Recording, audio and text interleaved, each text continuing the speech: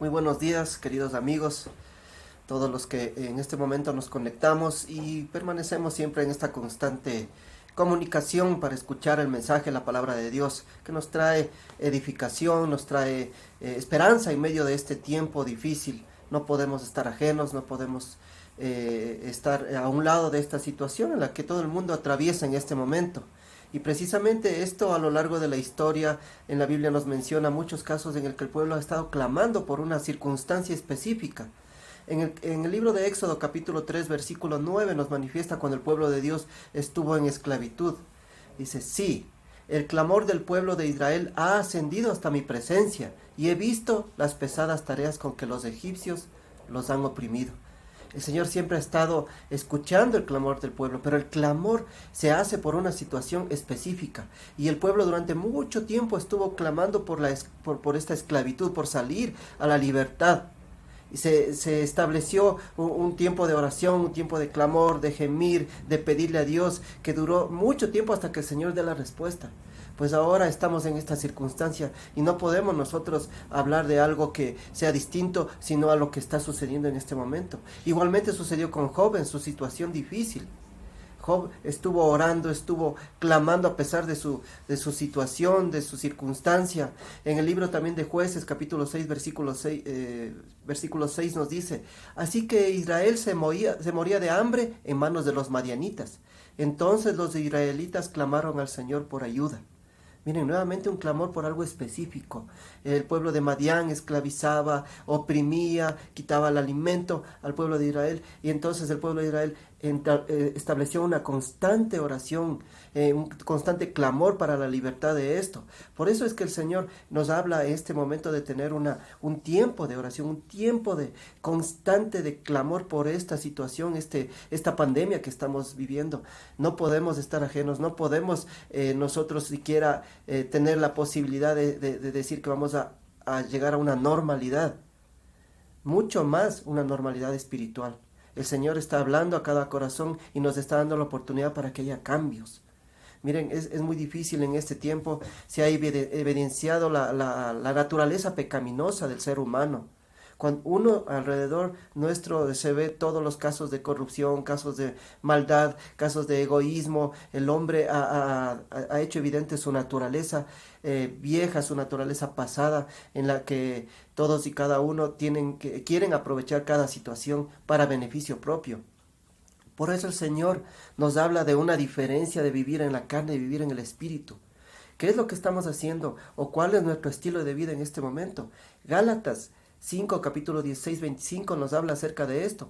Por eso les digo, obedezcan al Espíritu de Dios y así no desearán hacer lo malo, porque los malos deseos están en contra de lo que quiere el Espíritu de Dios y el Espíritu está en contra de los malos deseos. Por lo tanto, ustedes no pueden hacer lo que se les antoje. Pero si obedecen al Espíritu de Dios, ya no están obligados a obedecer la ley.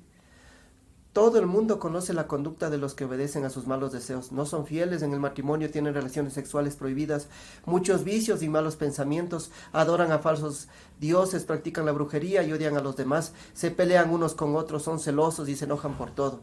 Son egoístas, discuten y causan divisiones. Les advierto, como ya había hecho antes, que los que hacen esto no formarán parte del reino de Dios. En cambio, el Espíritu de Dios nos hace amar a los demás. El Espíritu de Dios nos hace amar a los demás. Esto es algo importante que el Señor nos está hablando. Además dice estar siempre alegres y vivir en paz con todos. Nos hace ser pacientes, amables y tratar bien a los demás.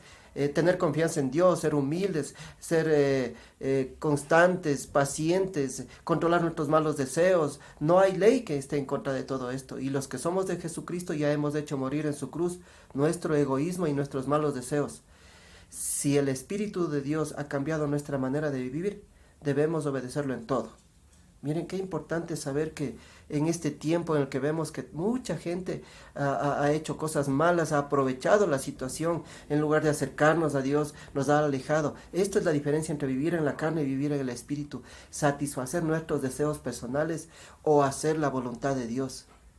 Dios está siempre en constante relación con nosotros, pero nosotros a través de nuestras acciones cambiamos ese estilo de vida.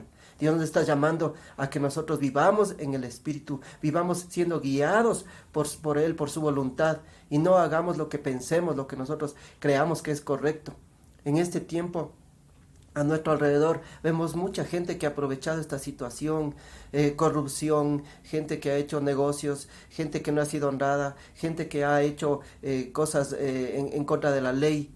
Pues precisamente eso es lo que el Señor quiere que nosotros evitemos en este tiempo, y más bien nos acerquemos, nos reconciliemos, cambiemos esa actitud, cambiemos esos pensamientos y seamos todo lo contrario. Vivir en el Espíritu es reflejar el fruto del Espíritu en nuestras vidas. Segunda de Pedro, primera de 4 nos advierte sobre esto. Dios nos ha dado preciosas y grandísimas promesas para que ustedes, luego de escapar de la corrupción de este mundo debido a los malos deseos, puedan ser partícipes de la naturaleza divina. El Señor ama a sus hijos, el Señor ama al mundo, el Señor nos ama con ese amor entrañable que dio a su Hijo unigénito para que todos seamos salvos. Pero nosotros somos los que debemos atesorar esa salvación, atesorar esa oportunidad que Dios nos está dando para cambiar, para hacer del mundo diferente, no para aprovechar las cosas que nos vienen. Si todo el mundo aprovechara esa oportunidad para hacer el mal, pues este mundo sería una total maldad y corrupción. El Señor nos da oportunidad y nos da promesas para que cumplamos en obediencia. Que este tiempo que debemos seguir clamando, debemos seguir suplicando, y no podemos entrar a una normalidad espiritual, sino más bien a un crecimiento constante en cuanto nosotros sigamos orando y pidiendo y clamando y acercándonos al Señor. Que el Señor ponga en cada uno de nuestros corazones ese fuego, esa pasión para obedecer su palabra y seguir su voluntad en este tiempo. Hermanos, familia, que Dios les bendiga y que el mensaje de Dios llegue a cada uno de nuestros corazones y hogares. Gracias, que Dios les bendiga.